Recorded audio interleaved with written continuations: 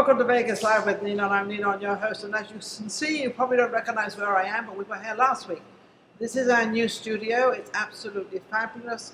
It's art house theaters, and this is in downtown, sort of downtown, Las Vegas, but it's in the art district. It's absolutely amazing here. They are also our sponsors, and of course we also have Pureza and her company, Social Media Shows, and I have Stan Armstrong with me. Now, I have never met Stan Armstrong. I don't know what he does, but I assume you're in the music business. No, I'm not in the music business. He's not. He's in the producing business. He produces movies. Well, I am a documentary filmmaker. I worked at Documentaries are film. Oh, yeah. Yes, they are. Absolutely. Mm-hmm. And I did the Misunderstood Legend of the Las Vegas Moulin Rouge. It Really? was the first interracial hotel. My family came here in 1955. We're in a racial hotel. It was the first... I've got a lot. I lost a few lines in between all that. I know. Well, let's back We can up be a little very bit. laconic. Boom, Yeah, bang. boom, bang, boom, bang. Absolutely. I didn't know they had racial hotels. I've never heard of a racial hotel. Okay, you have to look at the Your documentary. Yes, The Misunderstood Legend of the Las Vegas Moulin Rouge, which was the first interracial hotel in Las Vegas. Which is amazing because Sammy Davis Jr. Sammy Davis. When Sammy Davis Jr. came to Vegas, it was very hard for him. All those guys. All those guys. And I see. I don't come from that sort of thing. I don't know what this is all about. People Well, are you're people. from Jolly Old. So. Jolly old England, yeah. And we didn't have those problems. Right. Of course. I think only in Liverpool they have that problem. Oh, they did? Yes. only in Shame on Liverpool. No, I've never been into that, but also we owned a lot of the countries, we owned a lot of the islands, we owned a lot of the Yes, you African American. did. So, you know. Yes, and you're probably second cousin to Winston Churchill, aren't you? Oh, absolutely. I love it. Well, we talk alike. Put it that way. Back to your documentaries. So you were in this hotel. You did a movie. I was a young kid at that time. Yes. My mom and dad are from San Francisco, which we call the Harlem of the West. Okay. And that was post-World War II San Francisco. Wow. So they came here in that big boom, so everybody came here to Las Vegas. Everybody came to Las Vegas. Right, after the war. After the war. So that was round about That was 45, 46. Well, that was 10 years later because you still have the factories in Frisco and other places, Yes. just breaking down. Absolutely. So after the factories closed down, everybody moved to Las Vegas. So it was kind of a hodgepodge in 1955. 55. There was 1955. A mixed thing. Because Vegas kind of started at what, 35, 37? It started in 35, and then 35, Benjamin 37. Siegel, he came here in 47 with the Flamingo Hotel. That's right, with the Flamingo. So you know what's going on here. So you were a little kid, or were you born? I was a kid, but I was a professor at UNLV, and I taught ethnic studies. So right. I have to know all about different cultures and different classes. Yes, That's why I was asking also, you if you knew about the 7 green bottles standing on the wall. 7 green bottles standing on the wall. If one green bottle should accidentally fall, then you'll have 6 bottles hanging on the wall. That was a big thing during the war. That was a big thing during the war. I happen to know it a little bit, but I don't know if we did it with green bottles, but we must have done it. It was green bottles. It must have been green bottles. During the breaks, that's where everybody would go down in the shelter. The shelters. And they would play the songs. And to amuse everybody. And then when the buzz bombs would be coming over, they would stop and there's 7 green bottles. That's amazing. Yeah, I love your sense of humor. Well, I love your sense of humor too. Well, it's cool. I said, "Where are you from?" She says, "I'm from your mom." No, everyone says, "Where are you from?" I said, "From my mother." Right. The only thing I could say is, "How about them Dodgers?" Huh? We're trying. You gotta laugh. We've been through so much in the last couple of years. Yes. And your legs are like Betty Grape. Do you know, I'm going to keep this guy around. I quite like it. We can sing, and we can talk about legs, and we can talk about racism and all what's going on there. Oh, yes. But I remember when Sammy Davis was here, it was very difficult. But then he had his crew, obviously Frank Sinatra, Dean Martin, and all the guys. And they kind of, took care of him and took hold of him and brought him in. Well, all of the guys went to the Moulin Rouge at that time. And it was only open for 6 months.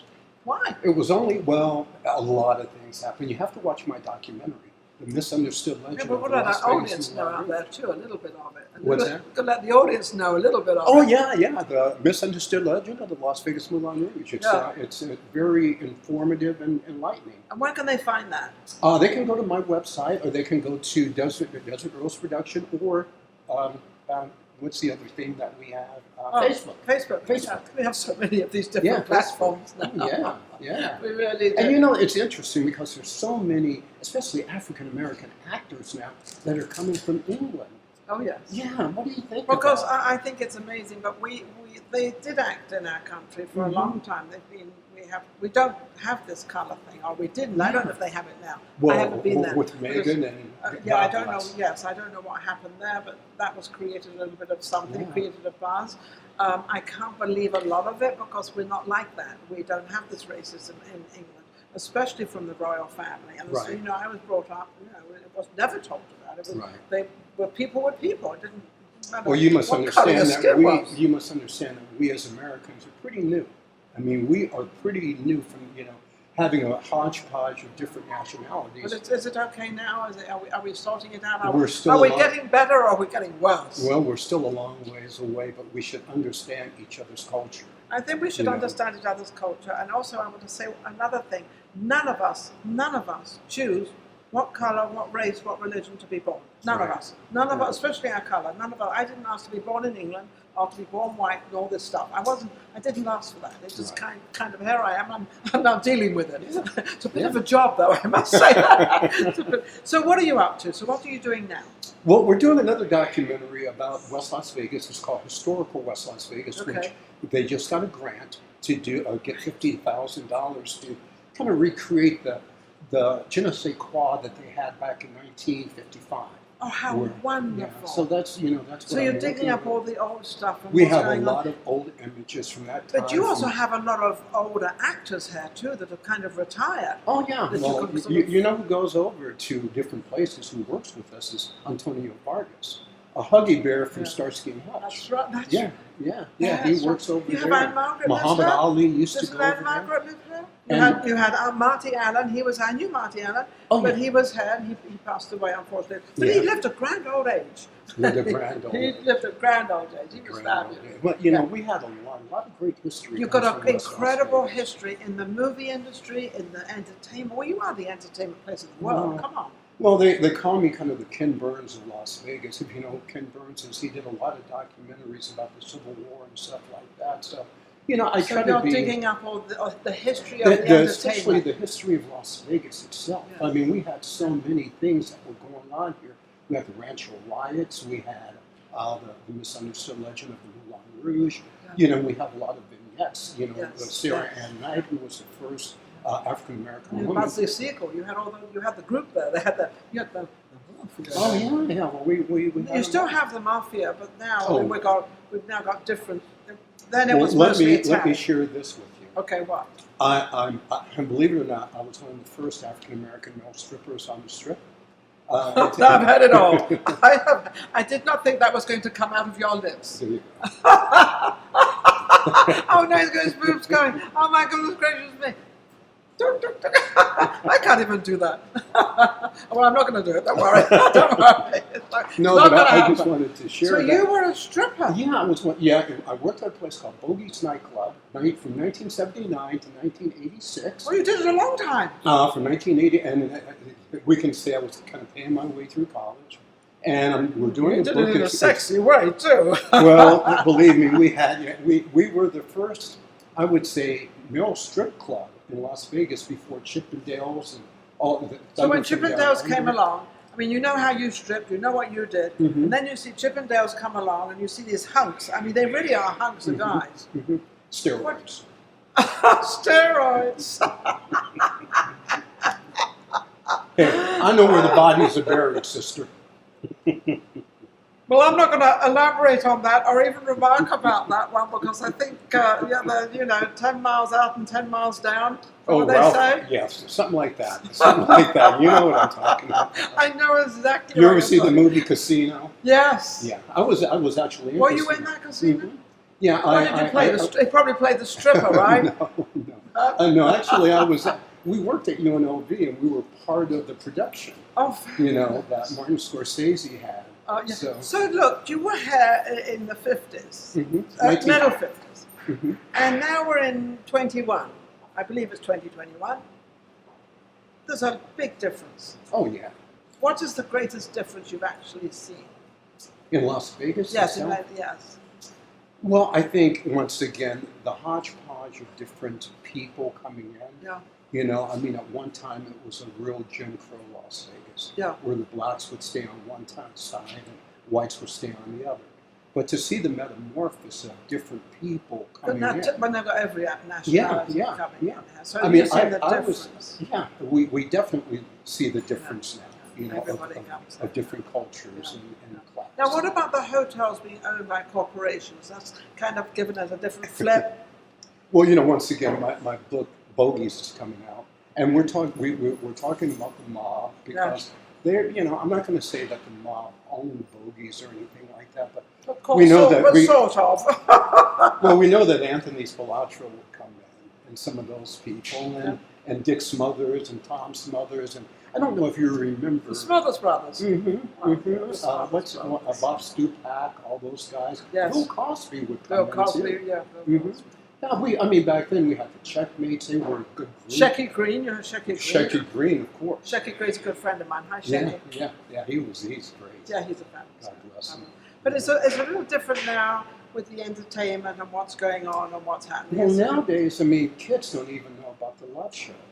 I mean, they really don't. They don't know about John Lennon, Paul, or George. No, they don't Ringo. know. No, they don't know about any of that. No, but now with Love, that it's kind of exposing that to It the is. younger It's kids. educating the younger generation. Yeah. But the younger generation are totally different now because now they'll buy a booth. They'll actually go into a club, buy a booth for 25,000, and then they'll have all the champagne and everything else. Exactly. I mean, so it's a little different. I happen to love the younger generation. I love how they think. I love how they are. I love how they move. I love everything about them. Right. And I think they're really, really cool. A lot of people disagree, but I think it's because sometimes we're older and we still want to be the older ways. Well, let me ask you this. How many What? people agreed with Elvis Presley Oh. when he was shaking and the other people, They thought he was absolutely, totally, should never do that. I mean, it was awful.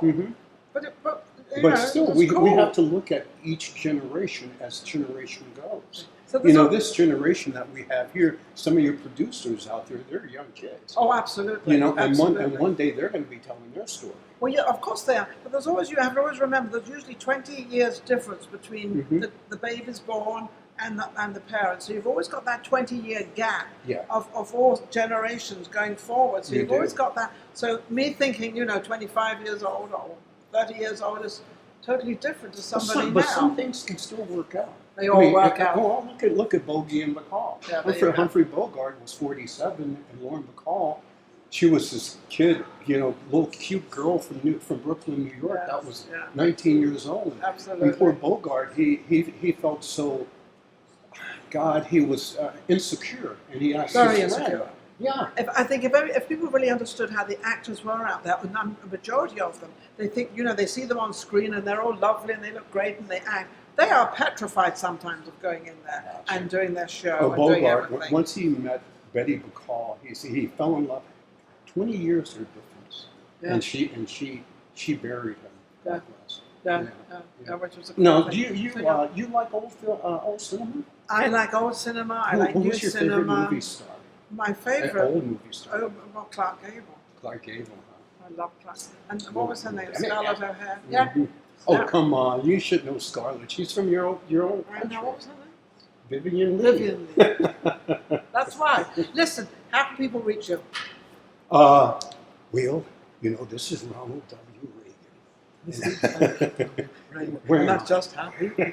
You're in Las Vegas. Well, ask not what your country can do for you. It's what you can do for your country. That's right. That was what he said. Yeah, that's pretty cool. So how That's can people reach you? that's the Irish in me. Nah, I'm touching the Irish. Is No, that- that's Irish supposed to leave that's Pittsburgh what Irish I mean. now. I'm to the Irish. How can She's you from reach Winston Churchill. The Black and Tans know. There you go. You can reach me by this lady or Dana Day. No, I had a great time. God bless you guys. Thank and you for coming. He's got a lot of history. I'm going to have him back on again because he's got some fabulous, I would love fabulous, to do it. fabulous Now I history. do it this way, the European I won't wash that for a week. We'll stay out of water. There you He's a go. sweetheart. Absolutely. Thank you for watching Vegas Live with Ninon. It's been a fabulous interview with this young man, Stan. Armstrong. He's absolutely amazing. And we're going to go forward with our next guest. I want to thank everybody down here. I want to thank the Art Theatre. The Art House Theatre. I've got to get used to this name. They are our sponsors for putting this on and doing it all. My new producer, which is Pureza, and of course her show is Social Media Shows. And we will be right back with our next guest, and this is all amazing. I'm very excited. Stan, thank you. Thank you for being here. Thank you. Take care.